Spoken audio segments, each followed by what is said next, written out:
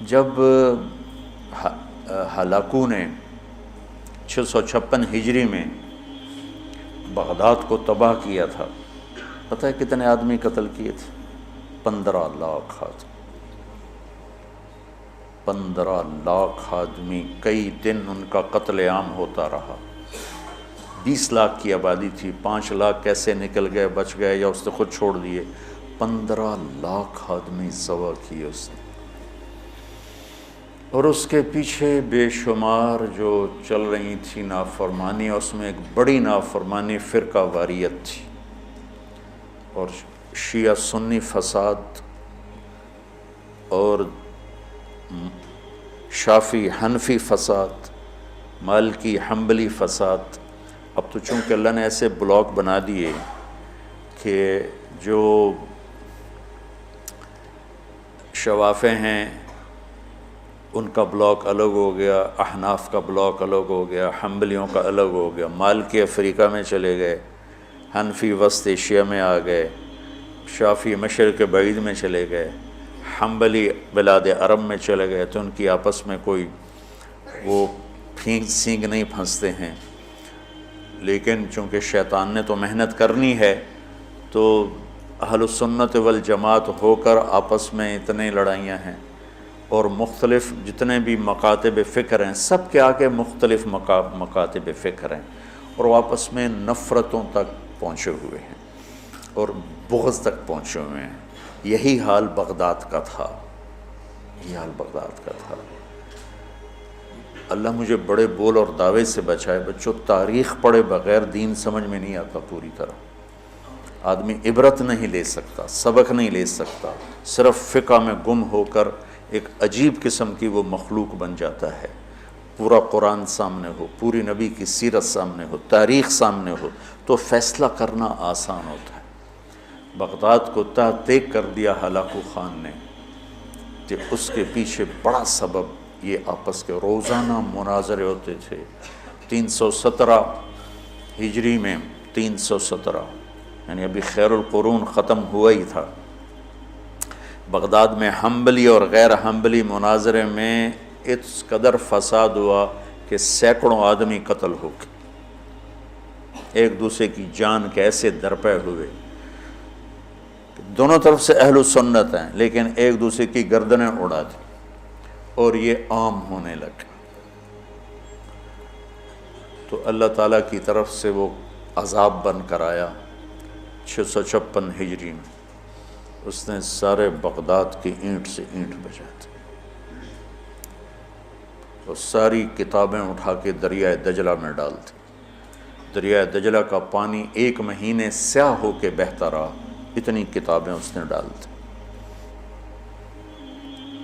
اور اللہ نے ایسا رعب ڈال دیا مسلمانوں پر کہ 40 آدمی کھڑے ہوئے ہیں، اور ایک تاتاری مغل کہتا ہے سارے یہیں کھڑے رہو، میں تلوار لے کے آ کے تمہیں قتل کرتا ہوں۔ اس کے ہاتھ میں تلوار بھی نہیں ہے، وہ تلوار لینے جاتا ہے، وہ 40 وہیں کھڑے ہوئے ہیں، بھاگتے بھی نہیں ہیں، واپس آ کر 40 کی گردن اڑاتا ہے۔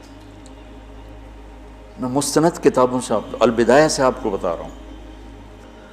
اللہ کے نبی نے 4 دعائیں مانگی، مسجد اجابہ، اب وہ حرم میں شامل ہو گئی، توڑ دیا اس کو۔ مدینہ میں، یا اللہ میری امت پہ تیرا ایسا عذاب نہ آئے جو انہیں ختم کر دے۔ اللہ نے کہا قبول ہے۔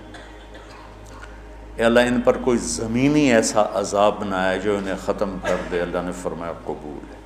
یا اللہ ان پر کوئی دشمن ایسا نہ آئے جو انہیں مٹا دے۔ اللہ نے فرمایا قبول ہے۔ یا اللہ ان میں آپس میں اختلاف نہ ہو۔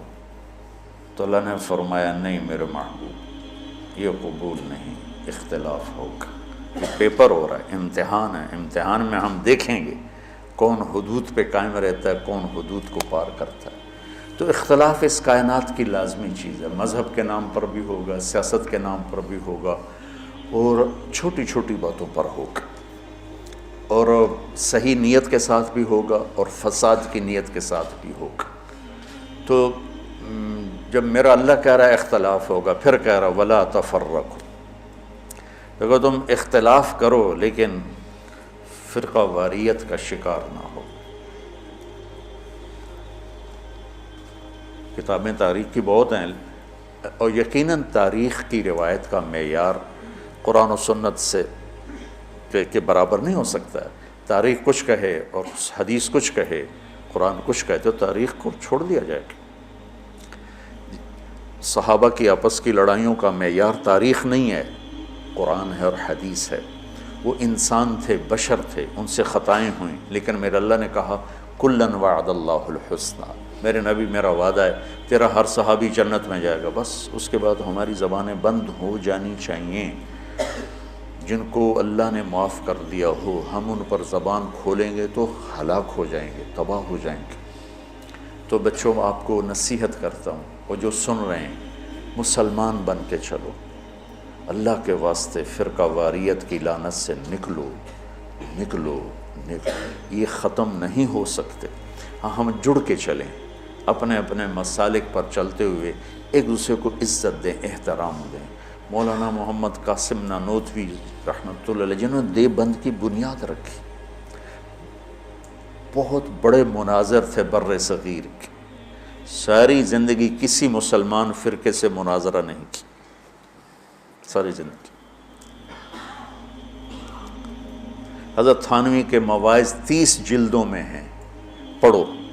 کسی پر رد کیا ہو ایسا بدتمیزی کے ساتھ اور اس طرح اس کی پگڑی اچھالی ہو، جن کے نام پر دیوبندیت قائم ہے، مولانا گنگوہی رحمۃ اللہ علیہ، یہ آج جو پھدک رہے ہیں ممبروں پر، یہ تو کوئی نہ ہمارے لیے بنیاد ہیں اور نہ یہ ہمارے لیے نمونہ ہیں۔ 3 آدمی بنیادی ہستی رکھ، ایک حضرت تھانوی، ایک حضرت گنگوہی، ایک حضرت نانوتوی، یہ 3 آدمی پلر ہیں دیوبندیت کے۔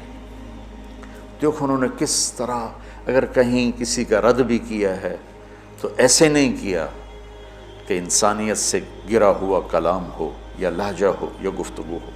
اور مولانا قاسم صاحب رحمۃ اللہ علیہ نے ساری زندگی کسی مسلمان فرقے سے مناظرہ نہیں، ہندو سے کیا، سکھوں سے کیا، دہریوں سے کیا، عیسائیوں سے کیا، نیچریوں سے کیا، لیکن کسی مسلمان فرقے کے خلاف آپ نے مناظرہ نہیں کیا۔ تو میں تمہیں نصیحت کرتا ہوں، امت پہلے ٹوٹی پڑی ہے، دین کا کام کرنا ہے تو وہ کرنا جو تبلیغ والے کر رہے ہیں، کہ سب کو جوڑ رہے ہیں، سب کو محبت کا پیغام دے رہے ہیں۔ اگر منفی کام کرنا ہے تو گھر بیٹھ جانا، یا ہم سے تعلق توڑ دینا، ہماری نسبت ہمیں واپس کر دینا، پھر جو تمہاری جی میں آئے کرتے رہنا۔ میں تمہیں مثبت کردار میں دیکھنا چاہتا ہوں کہ تم امت میں جاؤ تو تمہارے ایک ڈاکٹر جاتا ہے ایک محلے میں، اور 4 سال کے بعد اس کا ہسپتال کھڑا ہوتا ہے۔ 10 مولوی ایک محلے میں جاتے ہیں اور ان کا نام و نشان تک مٹ جاتا ہے۔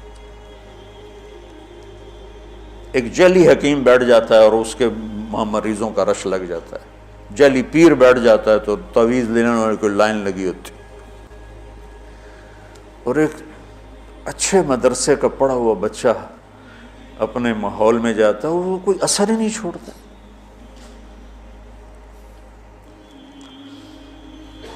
تو بچوں، تھوڑی سی زندگی ہے، نفرتیں نہ پالو، بغض نہ پالو، حقارتیں نہ پالو،